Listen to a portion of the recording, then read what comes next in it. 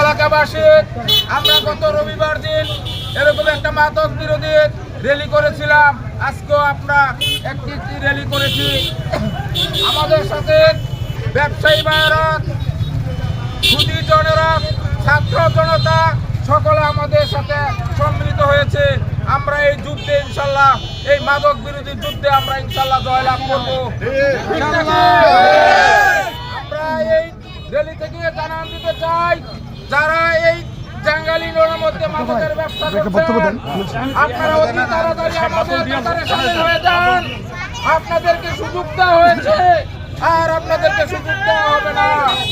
আর যারা মাদকের সেবন করেন তাদেরকে আমরা উদাত্ত আহ্বান জানাচ্ছি, আপনারা মাদক সেবন থেকে বিরত হয়ে আপনারা আমাদের এই যুদ্ধে সামিল হয়ে যান।